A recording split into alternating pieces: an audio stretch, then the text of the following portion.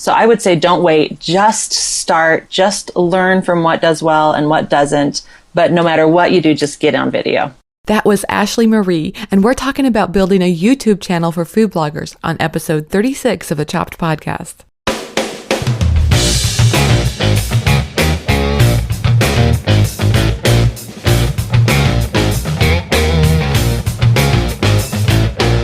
Hey everyone, I'm Marley of the blog Namely Marley. Thanks for joining me today for the 36th episode of the Chopped Podcast. This is the podcast designed for people just like you, bloggers who love food. You know, each week my goal is to share thoughts, stories, interviews, all of these things related to food blogging so that we can all learn together about what works with food blogging and maybe even a little bit about what doesn't. Today's guest is Ashlee Marie of the site by the same name. We're talking today about how Ashlee created and built her YouTube channel as a food blogger and the wonderful opportunities that came her way as a result. And you will not believe the wonderful opportunities that came her way. I can't wait to tell you about them. I know video is the new black. Everybody's talking about it. If you're on the fence about whether to add video to your site, and I totally get it if you would be, because it's a lot of work and you want to make sure that it's the right thing for you to do. But I think you're going to love listening to this interview with Ashlee because she talks about the things that she did and the decision-making process that she went through to add video to her site. And listen to some of the great things that have come her way, like she got the nod from the Food Network to be on their Halloween baking championship. Pretty impressive. I wanted to give you all an update on Chopped Conference. It happened last Thursday and Friday. It was a pretty amazing experience. Of course, it's easy for me to say that because I'm the one who put it together, but my goal in creating Chopped was to create a conference that goes beyond a typical food blogging conference. My goal was to create a place where, I don't know, we could all be together and strip away how many page views a particular blogger has or how many likes they have on Facebook. And we could all just be together in one room, learning from one another in a powerful way. Sort of like a weekend retreat meets a conference. And based on the feedback we've been getting so far, I think we accomplished that. And that makes me feel so proud. I'm so happy for everybody who came and for all the speakers and the sponsors as well. It was a great weekend. And so anyway, I wanted to give you guys a quick update on that. We're working on creating a recap of the 2015 event, and I'll share that with you all soon. But for today, let's go straight to that interview with Ashlee. Today's intro shout out is to everyone who was at ChoppedCon this last weekend. You all just rock my world, and I'm so glad that my life has led me to a point where I got the chance to hang out, learn, and just gab with all of you. So everyone, put on those headphones and let's talk about all things food blogging and so much more. Hey everyone, I'm happy to have Ashlee Marie of the site by the same name, Ashlee Marie. She's on the show today. Ashlee, welcome to the Chopped Podcast. Well, thank you so much for having me. Well, I'm really glad to have you because we're going to be talking today about your YouTube channel and how you grew that over the years. But first, I just wanted to take a step back for everybody. And could you just describe what caused you to start your food blog? I've been food blogging for 8 years. I kind of fell into it, actually. I'm a cake decorator, and I wanted an online place to share my cakes, and I couldn't afford some big fancy schmancy website. So someone suggested, hey, a blog could be a really great way to do that. So I started that and discovered food blogs, and I'm like, I can share what I make too. And it just kind of built on each other. And 8 years later, I honestly do more with my blog and everything that's come from that than I do with making cakes for people anymore. I was going to ask you that. Was it successful in selling cakes for you? It was, and I still have a site, Ashlee Marie Cakes, but I'm just so busy with everything else that I end up just not even doing it most of the time. So there's more to life than just cake? Yeah, I still eat a lot of cake. Have you always been interested in cooking? Not really. I grew up with a family where it was really important to have family dinner. Mm-hmm. And so I was a dancer. I had 20 hours of dance a week. My sisters were busy. They did some sports. I did theater. I've been on stage since I was 18 months old. So having that time as our family was really important to my parents, but we didn't really experiment very much with food, if that makes sense. There wasn't a lot of variety. Yes. So I never really considered it. And then I got married, and then I had to, of course, cook for myself and my husband. And then, and it was this kind of the same basic 8 recipes that my parents made. And then we moved to Japan, actually. And all of a sudden, I'm craving bagels and bread. And because they don't bake much, they don't even have ovens. And so I was craving food with substance. And so I just kind of started to Google and search and buy cookbooks. And, if I want eggnog, dag nabbit, I'm going to learn how to make my own eggnog so that I could have it. And it just kind of all went from there. What is that saying? I never can get it right. I think I even tried it on the show a couple of weeks ago. It's like, necessity is the mother of invention. Yes. Yeah, yes. You got it right. That's the exact phrase. Yeah. Yeah. So sometimes you probably would have never gotten into this had you not gone abroad. Yes. Yeah, exactly. Oh, and so then I just fell in love with from scratch cooking and baking. And we came back to the States and I'm like, oh, this is going to be great. I'm just going to go buy tortillas. And they just tasted like nothing. And so I've just stuck with full flavor, full fat cooking. And I just love it. Oh, that's so cool. And so how did that bridge into you wanted to put this stuff online? It was the cakes, obviously, but then then you found out we have a lot of children. And so when we had my 4th and my husband started yet another grad school, I needed something for me. I just spent hours with the kids and they were all really little. And so my sister had taken a cake decorating class at Michael's and I'm like, that looks like fun. So I did the same thing and I just blossomed. Wow. And so that's really where I started experimenting because it mixed my love of art and food. Yes. And creating edible art. I didn't have to make a place for on my wall. Worked really well for my husband. And so it just kind of went from there. And then I've discovered I actually took the basic classes and then self-taught myself the rest of the way. And then I started teaching. So I teach and I love that. And so blog's just a great extension. It's a great way to find a whole nother audience that I can teach and share the tips and tricks that I've learned that help. Well, I've noticed, I went on your site to look and the cakes that they're beautiful. Oh my gosh. Thank you. Thank you so much. You really have flourished in that area. I mean, almost really literally since there's all these flowers all over the cake. It's amazing. Yeah, it is so much fun. It really is creating, edible art is its own art form. And I've really enjoyed it and discovering, I just love a challenge, honestly. I love going, all right, how am I going to make this? And make it edible. Yeah, that's cool. And so I noticed that, you also do other recipes too. So at some point you reach this point where, you're thinking, I'm going to bridge beyond just cakes. Yeah. Well, like I said, from when I was in Japan, I just kind of never left that from scratch cooking and baking. It was just kind of always there and always a part of it. And honestly, I should share more on my blog because I'm always cooking I have 5 children now. I'm always cooking for my kids and I love to experiment, but the cakes are just so pretty. They tend to take over. Yeah, exactly. What about food photography? Did you, have a love of photography before you started? No. If you look at my early posts, and I've redone a lot of them, but if you find some that I haven't redone, they are pretty hideous. I put my kids to bed at 9 and I cook all night long. I really should call myself the 2 a.m. baker, and so then I would just take pictures when I finished at 2 a.m. and they were so bad. My sister is an incredibly talented photographer. And so she just taught me tips and tricks and I've slowly gotten better. It's still not something I'm super natural at. I don't feel like I have the eye for it the way I have the eye for cakes, but it's much, much, much better than it used to be. That's for sure.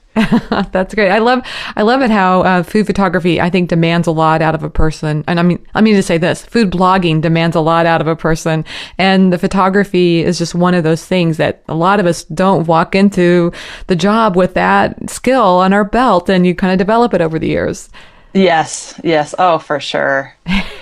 Do you like it now? It's taken work. I do. I actually like the editing side. I've always liked the backup side. I actually do my own blog design and HTML and coding. I love the back end of blogging. I teach Google Analytics at blog conferences.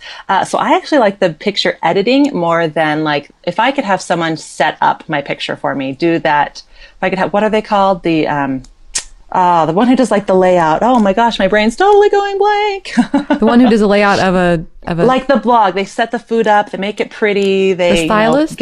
Yes, thank you. Yeah. Ding ding ding ding. I win. Yay! If I could have an on-staff food stylist, I would be happy. I love the picture taking. I love the editing. I love all the rest. But I could definitely use a food stylist in my life. Okay, so one of the main reasons I asked you to join me today was to talk a little bit about your YouTube channel because we're friends on Facebook, and you wrote something about the success that you've had with YouTube, and I was so inspired, and I was wondering, can you tell everyone a little bit about how you got started using YouTube? Yeah, actually, I attend a lot of blog conferences, and they've just been really pushing video over the last couple of years. I spoke to a online YouTube marketer, and he talked about how the statistics of by 2017, 80% of online traffic will be in video. And, that only leaves 20% for people who are not interested in video, and it's just going to grow and grow and grow. And I just really felt strongly that if I wanted to maintain this brand that I've created, that I needed to step into video in some kind of format. And so I spent the entire year going to conference after conference and going to all the video classes and saving up and buying my equipment. And then we bought a house. I was in my in-laws' basement with not a lot of lights. So then we bought a house with a beautiful kitchen, and I just started videoing myself, started editing myself, and I launched my channel in March of this year. So it's just over, I guess it'll be 7 months. So you've been doing YouTube for 7 months, Only pretty 7 months. Wow. Yeah. And you feel like it's opened up a lot of doors for you? Yeah, I really do. I've had really great growth. I've followed all of what I learned, and I really committed to doing it. I don't do it haphazardly. I don't just put a video up and then wait a couple months and do another one. I'm really regular. I'm really poignant in what I'm doing, top recipes, and really focused on everything I can. And it's grown really quickly, and I'm really happy with it so far. That's great. And I think you mentioned that you do your own editing then? I do everything. I'm a one-woman show. Wow. That's a lot. It can be a lot of work. Yeah, it really can be. It's fun, but time consuming. I'm still on the slow side of things. I'm trying to get faster. Do you have a favorite tool that you use for editing? Yeah, I use Adobe Premiere Pro. I'm a PC, so I don't have iMovie. It's a great way to start for free, but I'm a PC, and Windows Movie Maker just does not cut it. And so I'm already a Photoshop user, so I just went straight for the full cloud, and I use all Adobe. So let's talk a little bit about the equipment that you use for filming. Yeah. Do you have a camera that does that, or? I use 2 DSLRs. One is my my A roll, me full screen, and then one's the B roll, the close up of the food. Okay, so I have to ask you this question. Was it nerve-wracking for you? A lot of people that I've talked to when we talk about video, nobody wants to be in front of the camera. But were you nervous about that part? From all of my years on stage, I wasn't too nervous about being on the camera, but editing my own voice and being happy with it, that was another thing. Because like most people, I hate the sound of my own voice. I think you have a nice voice. Oh, thank you. Thank you very much. Well, so yeah, but my friend Matt from iBlog Magazine, he tells people who are nervous, he's like, just put a camera on yourself and just film yourself. Not stuff you're going to use. Just get used to having the camera in front of you, and just film yourself for a couple of weeks until you feel comfortable enough to then move to the point that you're filming with purpose. And I thought that was really great advice. That is a really good idea. That way you get kind of used to being behind the screen and talking to it and not feeling so, preoccupied by it, I guess. Exactly. Yeah, you learn to look at it and not look past it, and just get used to it. Notice what you do and don't like about yourself. Maybe you have an angle you like. Maybe there's a face you make often you have to train yourself not to make, So there is a little bit of that. Start. There is a little bit of that to that then. Yeah, sure. You want to be authentic, but at the same time, if you have these kind of nervous tics, you might want to get those out. Right. Like I always say, mine is a say thing. I always say, all right, so at the beginning of I have to stop myself. All right, so, crap. 3, 2. All right, so crap, I did it again. It's awful. Yeah. It's awful. And I talk so fast and we're just together. It's hard to edit out. That's the one I'm still 7 months later, I'm still working on and catching myself. I guess at some point, though, it might come across as kind of endearing to your audience. I can see it both ways. So. Oh, man, I hope so. Better to be endearing than annoying, that's for sure. So did you have a strategy when you first got started that you were going to, let's say, I'm going to start with all these old recipes, or I'm going to start with the ones that are most popular? Did you kind of, have a strategy going forward? My strategy was initially my 3 playlists. I immediately wanted to do one just for cakes, one for kind of all kitchen related recipes, and then one for kitchen tips. So the kitchen tips are really short. So I tried to alternate between the 3 and fill them up. I will say the recipe one is much more full than the rest because cakes are a lot more time consuming to make. And there's only so many kitchen tips that I can think of. But yeah, so I really wanted to evenly fill those playlists so people could come and be like, oh man, I love a good kitchen tip. And they're short and sweet for people who don't want to watch a long video. Yes. And then obviously the cake ones, I'm still playing around with either using time lapse or using multiple videos to cover a cake and seeing what people like. I see, because it can be really time consuming to actually, ice the cake, and how many people are going to want to sit through that whole thing. Nobody wants to watch 13 hours of a cake. And so, I can time lapse it into 13 minutes, but that's still pretty long. And is that really teaching anybody anything? And so then I also did one video series, or it was 3 videos for one cake, to see kind of which one did better. More detail, but 3 different videos, or all of the detail, but really fast in one video. So, I'm still playing around with that, just trying to find what people really want. And see, what I love about what you just said is that you're willing to play around, and that means it's a little risky to do that. But if, you're not holding yourself back by sticking to some platform or some, agenda, and you're trying different things. Yeah, exactly. And, it's called, A/B testing in the marketing world, right? Try one thing and then try the other and compare how they both do and just kind of play around with it. And I will say I waited to get started until I felt I had everything ready to go. Mm-hmm. And I have had really good growth because from the very beginning, they've looked very good. But if anybody out there is nervous, I would say to just start. If I had started 2 years ago and when I first thought about it and just messed up and did a horrible job, but just started and kept at it, I would have probably been larger than I am now, even though there would be old videos that I wasn't necessarily very happy with. So I would say don't wait, just start, just learn from what does well and what doesn't. But no matter what you do, just get on video. And what would be a good, agenda for someone who's new at this? Would it be like, I think I heard you say once a week, or maybe you didn't, but just doing regular? Yeah, well, when I first started, I did 3 times a week. It was insane. I literally just edited from sun up to sundown, and my family didn't see me. And but I really just wanted to build my library really fast. And then I moved to one day a week. I think consistency is the key. I think once a week is a really great goal. And if you just can't commit to that, then do the first and second Tuesday of the month or something, and but be really clear about when you're going to do it. YouTubers are a different audience than we're used to, and they really love consistency. They love being able to count on you, because blog audiences don't really care anymore. They find you on Pinterest. They're not necessarily looking for that next post, but YouTubers still are. It's like when we first started blogging and our blog readers counted on that. YouTube audience is still like that. They want to get used to it. They want to count on it. They want to go, all right, on Mondays, I can't wait to see, the new this, that, or the other. So I think the same thing is true for podcasts as well. I agree. You get used to, okay, this show's coming out on Wednesday, so I'm looking forward to Wednesday. This is going to be the next episode. Yeah, exactly. Yeah. And hey, if that's what the audience wants, give it to them. That's right. Whatever it takes to be, like you say, sometimes you're up till 3 a.m, whatever, you get it done. Yeah.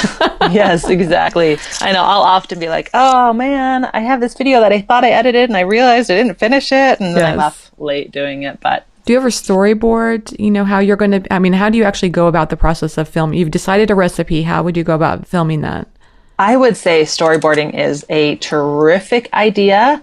I am still kind of winging it, but I think the more organized you are, the faster your videos go. And that's probably the thing I've learned the most in just the last 2 months is I've kind of hit that next platform or next plateau, and I'm kind of working on what to do next. I think storyboarding is my next big hurdle. It's going to help a lot because I was editing so much content when I first started, just hours and hours and hours down to 12 minutes. And I'm learning and I'm getting much better at, okay, I'm going to do a quick segment here and cover all of this. And then I'm going to skip to the next thing. And so storyboarding really helps with that. I think that's key to using your time wisely. The video will probably look the same in the end, either way, whether you wing it or not.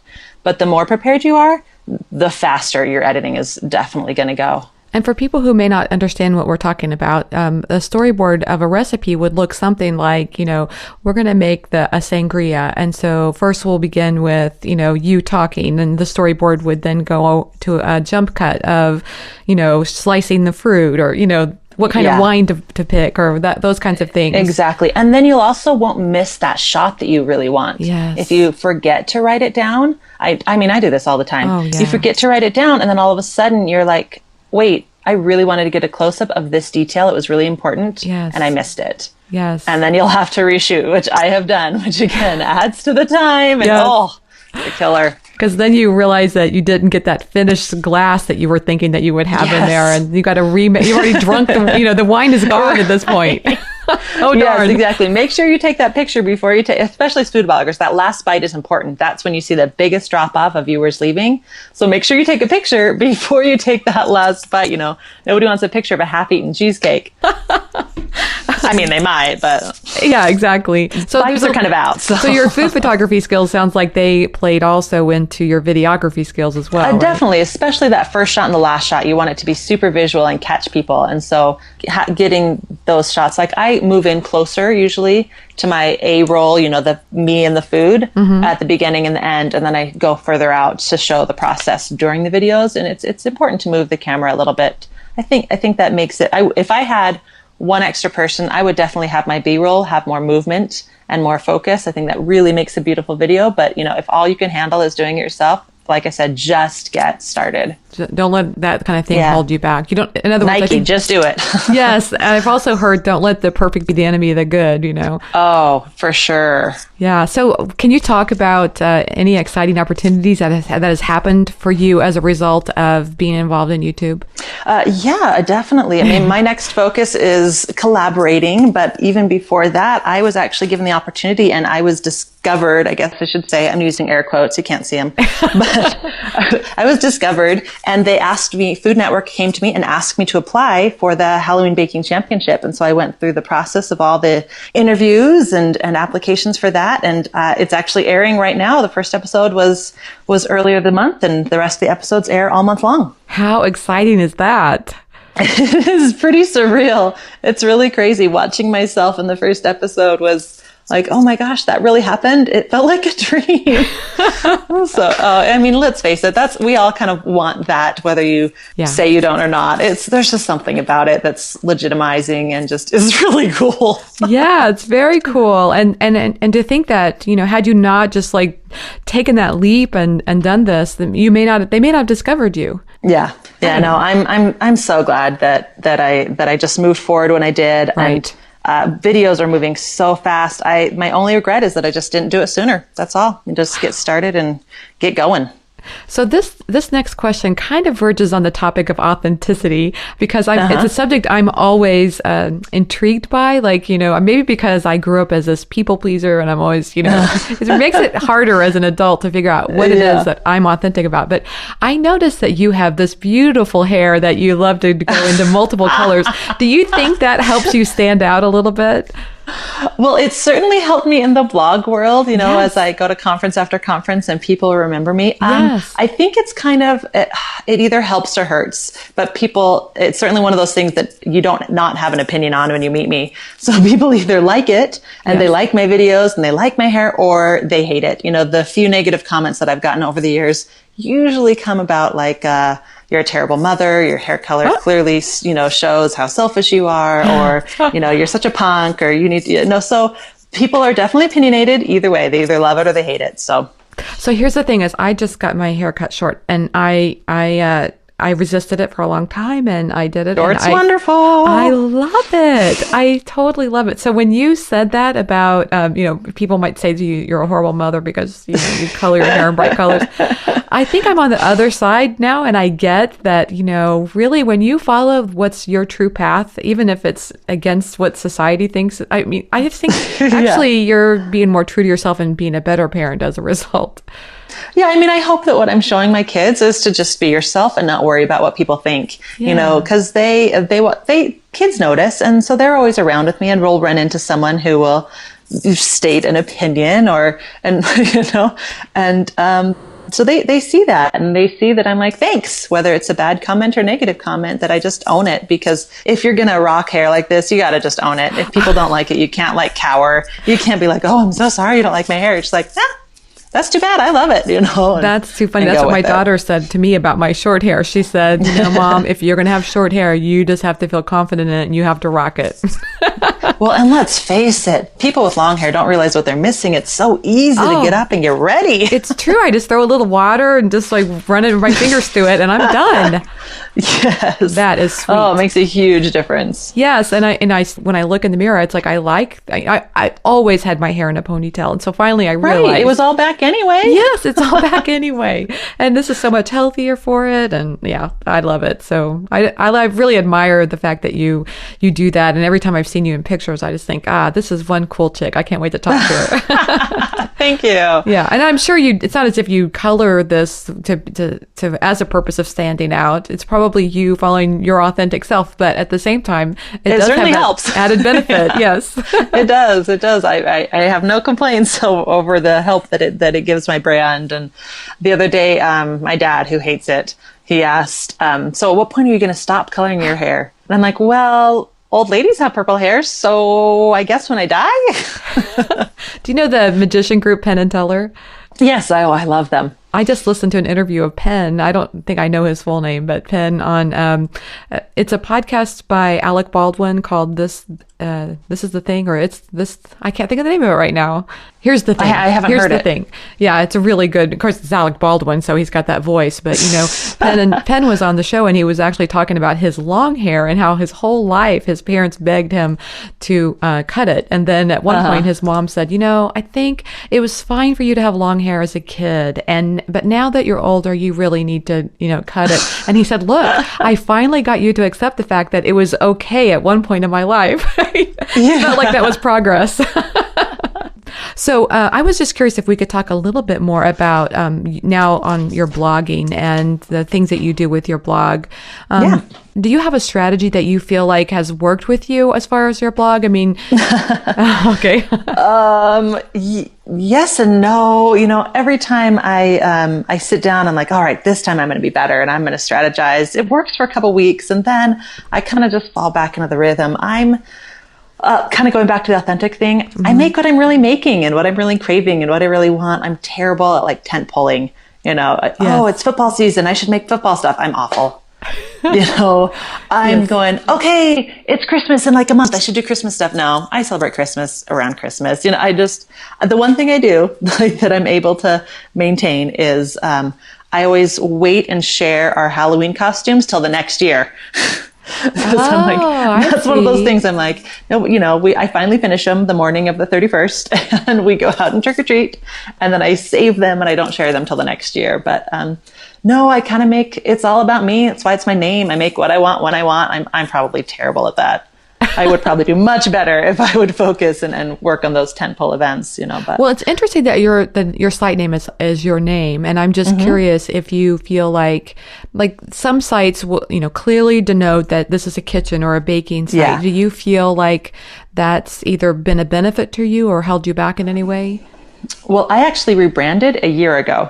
My blog used to be called I'm Topsy Turvy, and it went along with my cake site, which was Topsy Turvy Cakes. Yes. But I felt like it confused people. I felt like when they came to the people are apostrophizing and that doesn't work in a web address, and it was confusing. And people would come to my site expecting it to be all cakes because my logo was a cake, and I'm really not all cakes. It's just a large part of, one of my specialties. But, and I felt when I decided to go for video, that's what really changed it for me. I was like, if I'm going to start this channel, the advice I was given, I talked to Kelsey Nixon and I said, I want to be you, except I'm 20 years older than you. I want your career. And she's like, well, you can do it. With YouTube, you just make the channel you want to make. And so I'm like, all right, if I really want to make a channel, do I want it to be called Topsy Turvy? Or do I want to follow in the footsteps of the people I want to become? Guy Fieri's known by his name, not the weird guy with the hair, or, and all of them, they're known by their name. And so I needed to put my name out there. And so I just decided to make the change. And I know it probably would have been smart to do In the Kitchen with Ashlee or something like that. But I just really wanted, hey, MarthaStewart.com is Martha Stewart, not In the Kitchen or entertaining. And so I figured it'd be the best spoke for me. And then I could go off of it from there. What I love is that it sounds to me like when you made a decision to go forward with YouTube, that really helped you define your audience or what you wanted for your site a little bit. Yeah, it really was. What are my 5-year goals? I want a TV show, I want multiple cookbooks, and I want a couple product lines. And I want to so that means taking myself seriously, setting business goals and personal goals. And now it makes it so much easier to have goals like that, because when an opportunity comes along, I'm like, ooh, that would be nice to have a free this, that, or the other, or, oh man, that's really good money. Should I do it? I'm able to go, is it somehow going to help me reach my goals? It's like you have a master plan and you can look at it and go, does this fit in my master plan? No, it doesn't. So I can say no to that. Yeah, is doing a post on Huggies diapers, which I did when my baby was little, really going to help my brand get to where I want it to be? Okay, no. Do I use Huggies? Do I love Huggies? Am I loyal to them? Yeah. Do they fit my life? Sure. But do they fit my brand and my blog and my business plan? No. Do you have a current favorite social media platform? Every social platform has become business, and so they're not as much fun. Like Pinterest used to be fun, and now it's business. And Instagram used to be fun, and now I'm sharing more and more business and less family. My mom was complaining about that the other day. She's like, I never see your kids anymore. I'm like, that's because my audience doesn't want to see it. and yes. I mean, as much as cute as my little boy is, he's just not what people want to see. And so right now I'm really experimenting with and enjoying Periscope, actually. So just yet another video platform in kind of a completely different way than how I'm already doing video. I'm very intrigued by Periscope. Do you think that from what I've heard, you can actually use that video and put it back on YouTube as well? You can. I'm currently enjoying the fact that they disappear after 24 hours. I'm actually using it as a really great A/B testing ground for my channel. So if something does well on Periscope, then I'll make a full video on it in the more YouTube style, beautiful platform. And so, yeah, so I'm not doing that currently. I can see myself like saving them up and doing like here was the Periscopes of the month type of thing on my channel, but they're two different audiences. And I don't know that my YouTube audience would want to see the Periscope style, and the Periscope style doesn't necessarily want the pretty, perfect, gorgeous kitchen of the YouTube style. What a great idea for someone who is, maybe they're planning their own YouTube channel, but they're a little nervous to get started, to maybe start with Periscope. Yeah. Oh, exactly. It's a great way to just practice, get used to having the camera on you, and you don't have to have everything as perfect as you do for YouTube. So it's a great way to get started. And the video goes away in 24 hours in case you're embarrassed, right? Exactly. And you can always delete it too if you need to faster than that. So, seriously? You can get in and delete it manually? You can get in there and delete it. Like I did one with, again, my kids. We were at Krispy Kreme Donuts, and I let my daughter do all the talking, be like, this is where the donuts rise, and blah, blah, blah. And it's crickets, total silence. Nobody participated. So I just deleted it rather than even leave it up for 24 hours. So yeah. But and if you mess up, you can just turn it off and start over again. And nobody sees that, or they have seen it and it goes away? So, the people who are live viewers see it. You'll get a couple of replayers seeing it, but it's just not the same. It's not like people are sharing it very much. They can, and they do. The big Periscopers really encourage you to share, but for the most part, it's just kind of who's ever on and bored and wants to just participate a little bit, and then you just move on and decide if that was worth it or not. Like, for some crazy reason, my pumpkin Rice Krispie treats, just normal Rice Krispie treats made with pumpkin flavored marshmallows, were a huge hit. And that's such a simple thing that doesn't really even fit my YouTube brand. But now I'm kind of going, I wonder if it would. I wonder if, let's face it, the first time I made Rice Krispie treats, I had to Google the recipe. It's one of those things you think you know until you go to make it. And then you realize, wait, I don't know how to make something as simple as Rice Krispie treats. How hard can that be? I can make a gold leaf cake, but I can't make Rice Krispie treats. So maybe the simple stuff is something that I should consider adding. And so now I'm doing a couple of simple recipes on YouTube. And so, it's just a great practice ground. So I'm really enjoying it. Excellent. That's great. Where are you at what's your handle on Periscope so people can follow you? Same as everything else, Ashlee Marie Cake. Ashlee Marie Cake. If a platform only allows for a certain number of characters, I'm Cake. If it allows more characters, then I'm Cakes with an S. I probably really should have rethought that. Well, but Ashlee Marie is a common enough name that it was taken everywhere. So I had to add something, and I was in the middle of the rebranding and sleepless, and I probably should have rethought that. But your Ashlee is spelled with 2 E's, and there's still several of those? Oh, my word, millions. Really? Millions. Oh, it's insane. It seems like every Ashlee in the world is an Ashlee Marie. So, most of them are spelled EY, but there are still a lot with the EEs, and they're all Maries. Oh my goodness. Well, it's good advice for people when you have a brand, whether or not you want to get on the new social media platform, get in there and claim your name. Like, I do not use Snapchat. 14-year-old girls are not my audience. They are not making from scratch food, yes. but I'm still on it. Because you want to get in there.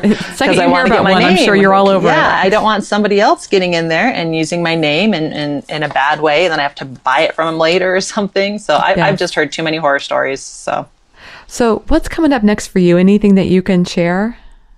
Well, actually, right now I'm working on some cookbooks, which I'm excited about. I'm doing a huge Thanksgiving one that hopefully, fingers crossed, will be out next week. But the one I'm the most excited about, like I said at the beginning, I just love teaching.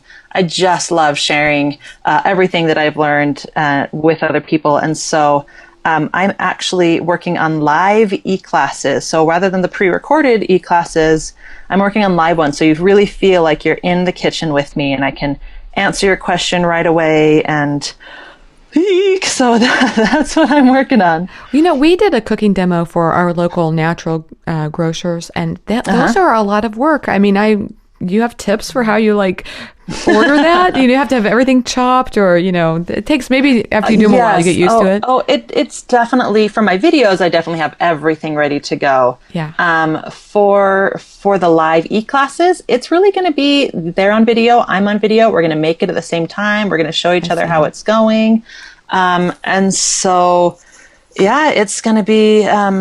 It's going to be a little bit rougher, and I'm going to do some of the same classes I've already taught, so I'm used to how it goes, but I'm kind of going to take requests as well and see. I'll do one-on-one if people have something that they want to learn that maybe nobody else wants to learn, or they just simply want the one-on-one attention, and then I'll do some smaller classes for this, that, or the other. So it's exciting. I can't wait to check it out.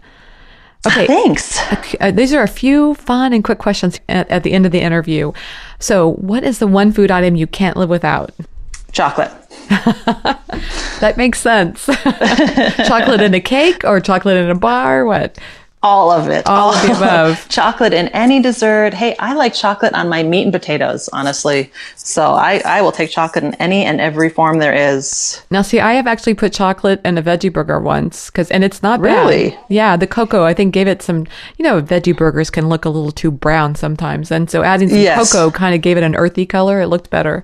Well, and cocoa is a bitter flavor. I mean, usually we add sugar to it and eat it as a dessert, but it is actually really good with some savory foods. Yes. Okay. I would know because I serve it with everything. That's a good thing to remember, that, to extend it beyond its comfort zone is a good thing. Yes. What's the favorite app on your phone? Ooh, I don't know that I want to admit this one. Okay. My favorite is Facetune. I don't even know what that is. What is that? Oh, it's like Photoshop for your phone. Like I'm 37 now with 5 kids. It just kind of helps boost my uneven skin tone, or oh, cool.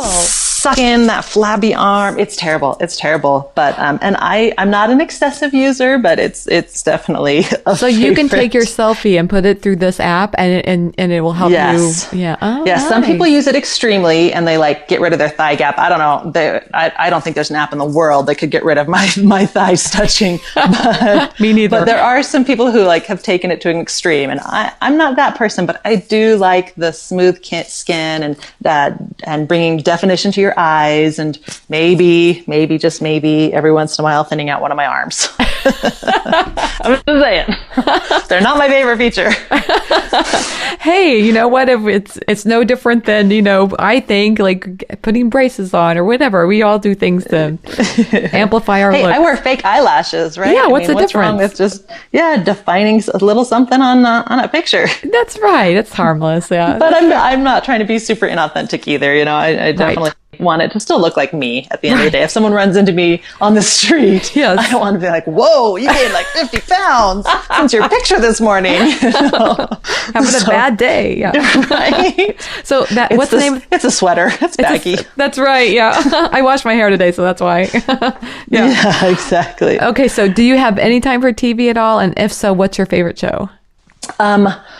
Man, well, right now it's the Halloween Baking Championship on Food Network. Yes, of course. Yes. That is definitely my favorite show. Honestly, I I like to have noise on when I work, and I'm always working late at night when my kids are in bed. And so I like the really bad, embarrassing to tell anybody TV shows, because then I don't have to really watch them. I can just have the noise in the background, and it's not something I'm super invested in. So I do love the dancing shows. I grew up as a dancer. I'm in love with So You Think You Can Dance. I enjoy Dancing with the Stars, because let's face it, someday I want to be a star on there dancing and lose all the weight that I've gained from eating cake. That's the dream. That's the dream. Well, you got to have a dream. Yeah, I love it. Pretty much. So, yeah. So trashy TV and dancing shows. Okay, cool. Like you say, it's something in the background and it keeps you entertained. That's good. Exactly. How can people find you online? Oh, man. Well, like we said, I get my name everywhere, so they can find me anywhere. Whatever your favorite platform is, I swear I'm on it. So At Ashlee with 2 E's. Yes, Ashlee Marie Cake on like Twitter, Periscope, and Pinterest. And then Ashlee Marie Cakes on everything else. Google+, YouTube, Facebook, Instagram, you name it. Ashlee, thanks so much for taking the time to talk with me today. Thank you. Thanks to Ashlee Marie for being my guest on today's episode of the Chopped Podcast. If you were busy running around and couldn't jot down something important, don't worry. We took the notes for you. Just head on over to choppedcon.com, where I put up links for each show, including the stuff we talked about today, and more information about our guests. I hope you're loving the Chopped Podcast. If so, it would mean the world to me if you'd head over to iTunes or Stitcher and give it a review. You can do that right now. Also, you can spread the word about the Chopped Podcast using @ChoppedCon on Twitter or Instagram, or even Facebook. Your shout-outs really mean a lot. You inspire me, so I hope today's show was helpful and inspirational to you as well. Thanks for listening, and have a great week.